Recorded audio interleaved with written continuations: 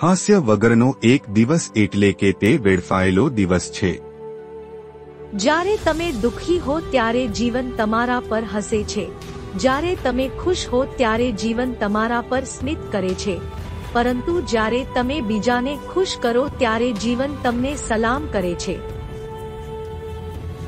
જીવન એ એક નાટક છે જેમાં રિહર્સલ નથી હોતું, એટલે કે નાટક તાળીઓ વગર પૂરું થાય અને પડદો પડે તે પહેલા ગાવો, રડો, નાચો, હસો, આખું જીવન ઉત્સાહથી જીવો। મારું દુઃખ કોઈના હાસ્યનું કારણ બની શકે છે, પણ મારું હાસ્ય ક્યારેય કોઈના દુઃખનું કારણ ન બનવું જોઈએ। તમારે શક્તિની જરૂર ત્યારે જ પડે છે જ્યારે તમે કંઈક નુકસાનકારક કરવું હોય, નહીંતર પ્રેમથી બધું પ્રાપ્ત થઈ શકે। દર્પણ મારો શ્રેષ્ઠ મિત્ર છે, કારણ કે જ્યારે હું રડું છું ત્યારે તે ક્યારેય હસતો નથી। એક માણસનો સાચો સ્વભાવ ત્યારે બહાર આવે છે જ્યારે તે નશામાં હોય। મને હંમેશા વરસાદમાં ચાલવાનું ગમે છે જેથી કોઈ મને રડતો જોઈ ના શકે। જ્યારે હું અનાથાશ્રમમાં હતો અથવા જ્યારે હું રસ્તાઓ પર ભટકતો હતો અને ખાવાની શોધમાં હતો, ત્યારે પણ મેં મારી જાતને વિશ્વનો મહાન અભિનેતા માન્યો। આ આત્મવિશ્વાસની ઊર્જા અનુભવવી આવશ્યક છે, તેની વગર હાર નિશ્ચિત છે। તમારું નગ્ન શરીર ફક્ત તેને જ મળવું જોઈએ જે તમારી નગ્ન આત્માને પ્રેમ કરે। જો તમે સ્મિત કરો તો તમે જાણી શકશો કે જીવન હજુ પણ જીવવા યોગ્ય છે। જીવનને મુશ્કેલ બનાવનાર ચઢાવ-ઉતાર નથી, પરંતુ અચાનક લાગતા આઘાતો છે। જો તમે હંમેશા નીચે જોતા રહેશો તો ક્યારે ઇન્દ્રધનુષ નહીં જોઈ શકો। હૃદયપૂર્વક હસવા માટે તમારે તમારું દુઃખ સ્વીકારીને તેની સાથે રમવાનું શીખવું પડશે। કોઈને રડાવવું સહેલું છે, પણ હસાવવા માટે તો પ્રતિભા જોઈએ। જીવનમાં ઓછામાં ઓછું એકવાર તમારા પોતા વિશે વિચારો, નહીંતર તમે દુનિયાની શ્રેષ્ઠ કોમેડી ચૂકી જશો। નિષ્ફળતાનું કોઈ મહત્વ નથી, પણ પોતાને મૂર્ખ બનાવવા માટે હિંમત જોઈએ। લોભે માણસના આત્માને ઝેરી બનાવી દીધો છે। નિરાશા એ એક નશો છે જે મનને ઉદાસીનતા તરફ ધકેલી દે છે। મારી કલ્પનામાં સૌથી દુઃખદ બાબત એ છે કે કોઈ ભોગવિલાસનો આદી થઈ જાય। હાસવું તે એક ટોનિક છે, એક રાહત છે, દુઃખદર્દનો અંત છે। આવો એક નવી દુનિયા માટે લડીએ, એક સંસ્કારી દુનિયા જે લોકોને કામ કરવા અવસર આપશે, યુવાનોને ભવિષ્ય અને વૃદ્ધોને સુરક્ષા આપશે। મારી ટેકનિક મારી પોતાની વિચારશક્તિ, તર્ક અને દ્રષ્ટિકોણનું પરિણામ છે, તે કોઈના પાસેથી ઉધાર લેવાયેલી નથી। જીવન દૂરથી હાસ્યજનક લાગે છે, પણ નજીકથી તે દુઃખદ દેખાય છે। આ દુષ્ટ દુનિયામાં કંઈ પણ સ્થાયી નથી, આપણા સંકટો પણ નહીં।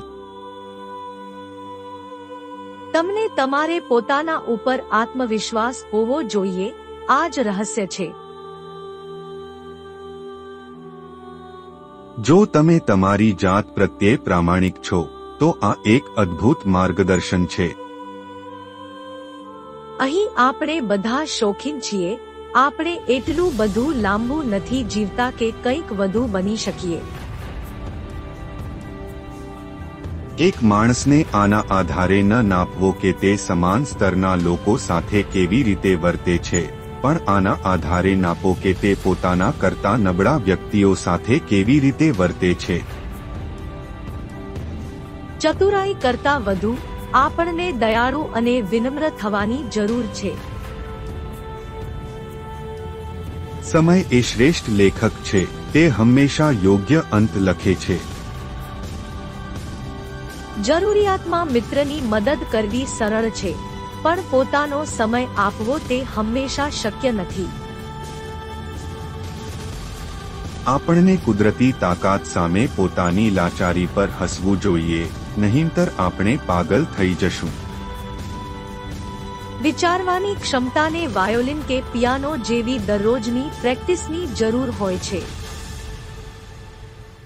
હસતા રહો, ભલે તમારું હૃદય દુઃખથી ભરેલું હોય. હસતા રહો, ભલે દિલ તૂટતું હોય. જો તમે દુઃખદર્દ વચ્ચે હસતા રહેશો તો કદાચ આવતીકાલનો સૂરજ તમારા માટે ચમકતો હશે.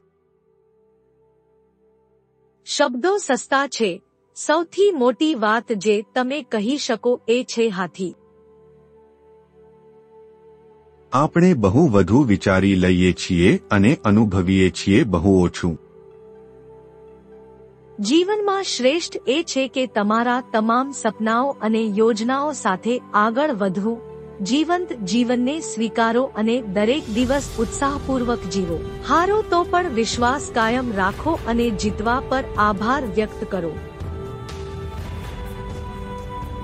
દુનિયા તે લોકોની છે જે આત્મવિશ્વાસ સાથે પોતાના સપનાઓને અનુસરે છે. જીવન એટલું નાનું છે કે તેને મહત્વહીન ન બનાવાય. કલ્પનાનો કોઈ અર્થ નથી જો તમે તેને અમલમાં ન મૂકો. જીવન અદ્ભુત બની શકે જો લોકો તમને એકલા છોડી દે. મારા હોઠ મારા દુઃખને ઓળખતા નથી, તે હંમેશા સ્મિત કરતા રહે છે. પોતાના અહંકારના પ્રકાશમાં આપણે બધા ગાદી પરથી ઉતારેલા રાજાઓ છીએ. મને રસપ્રદ કેમેરા એંગલની કોઈ જરૂર નથી. હું પોતે જ મારા માટે રસપ્રદ છું. તમારે અર્થની જરૂર શા માટે છે? જીવન એક ઈચ્છા છે, અર્થ નહીં. આ એક નિર્દય દુનિયા છે અને તેનો સામનો કરવા માટે નિર્દય બનવું જરૂરી છે. એક વ્યક્તિના રૂપમાં માનવ એક પ્રતિભાશાળી વ્યક્તિત્વ હોય છે, પરંતુ સમૂહમાં તે માથા વિનાના રાક્ષસ જેવો એક ક્રૂર મૂર્ખ એ જ તરફ જ જાય છે જે તરફ તેને ધક્કો મારી દેવામાં આવે. સાદગી પ્રાપ્ત કરવી એ એક કઠિન કાર્ય છે. અંતે બધું જ મજાક છે. હૃદય અને મગજ કેટલા રહસ્યમય છે. હું પૈસા માટે કામ કરવા નીકળ્યો જેથી મારામાં કલા વિકસિત થઈ. કોઈનો આને લીધે માનભંગ થતું હોય તો હું આમાં કંઈ ન કરી શકું. આ સચ્ચાઈ છે. મને કોમેડી ફિલ્મ બનાવવા માટે ફક્ત એક પાર્ક, એક પોલીસવાળો અને એક સુંદર યુવતીની જરૂર છે. હું લોકો માટે છું અને આમાં હું કંઈ ફેરબદલ કરી શકતો નથી. હું ભગવાન સાથે શાંતિમાં છું, પણ મારું સંઘર્ષ માણસો સાથે છે. આપણે એકબીજાની મદદ કરવા ઈચ્છીએ છીએ કારણ કે માણસની પ્રકૃતિ જ એવી છે.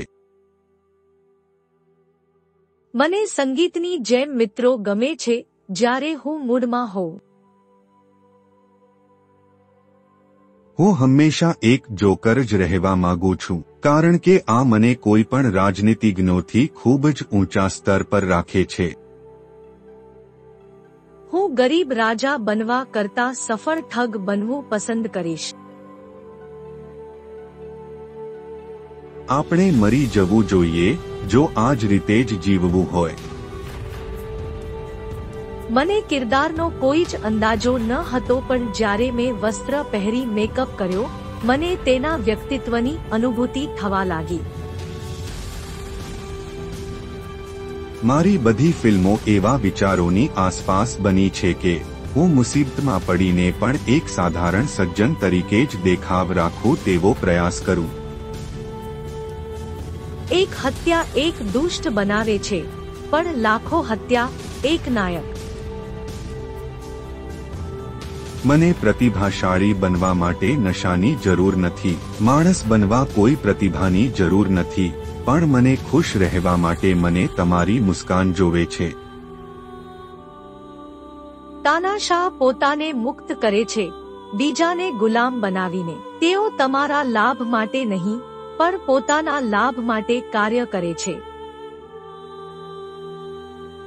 મેં વિચાર્યું કે ઢીલી પેન્ટ, મોટા બૂટ, એક લાકડી અને એક નાની ટોપી પહેરું. બધું જ ઉલટું. પેન્ટ ઢીલી, કોટ ટાઈટ, ટોપી નાની અને બૂટ મોટા. તમારામાં આ શક્તિ છે કે તમે આ જીવનને સ્વતંત્ર અને સુંદર બનાવી શકો, તેને એક અદ્ભુત અને સાહસિક બનાવી શકો.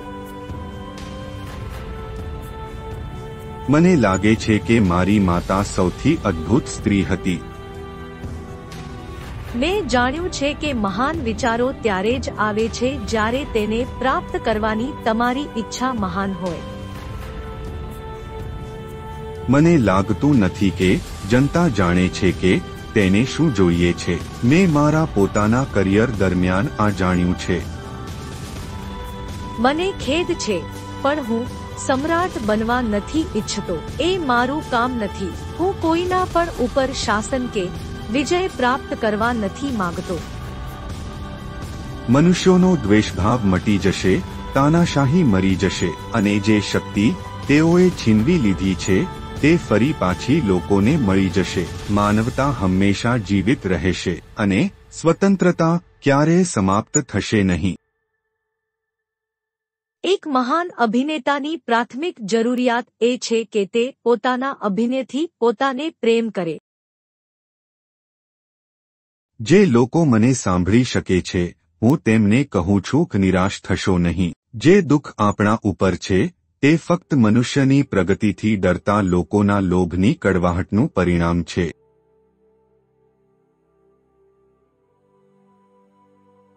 જ્યારથી મેં પોતાને પ્રેમ કરવાનું શરૂ કર્યું તો મેં એક અલગ જીવનની લાલસા છોડી દીધી અને મેં જોયું કે મારી આસપાસની દરેક વસ્તુઓ મને આગળ વધવા આમંત્રિત કરી રહી હતી. આજે હું આને પરિપક્વતા કહું છું. મશીનો કરતાં વધારે આપણને માનવતાની જરૂર છે. આ દુનિયામાં દરેક માટે જગ્યા છે. આ પૃથ્વી સમૃદ્ધ છે અને તે દરેકને પૂરતું આપી શકે છે. જીવન સ્વતંત્ર અને સુંદર હોઈ શકે છે, પરંતુ આપણે રસ્તો ભટકી ગયા છીએ. તમે એટલા જ સારા છો જેટલી સારી એ સ્ત્રી છે જે તમારી સાથે ઊભી છે. દરેક વ્યક્તિમાં મહાનતા હોય છે. સરળતા આ કોઈ સાધારણ ગુણ નથી. કલાના કાર્યોમાં ઇતિહાસના પુસ્તકોની તુલનામાં અધિક વધુ સાચા તથ્યો અને વિગતો હોય છે.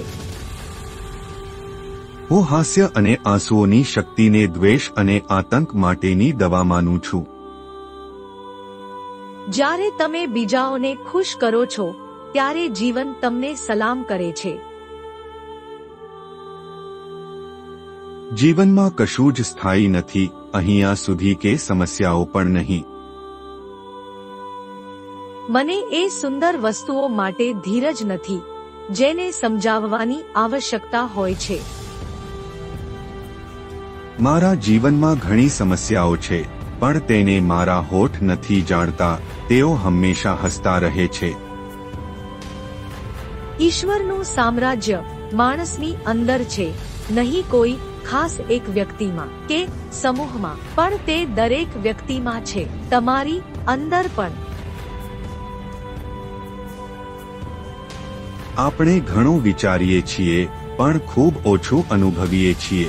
મશીનો કરતાં વધારે આપણને માનવતાની જરૂર છે. ચતુરાઈ કરતાં વધારે આપણને દયાળુપણા અને સ્નેહની જરૂર છે. આ ગુણો વિના જીવન હિંસક બની જશે અને બધું જ ખોવાઈ જશે.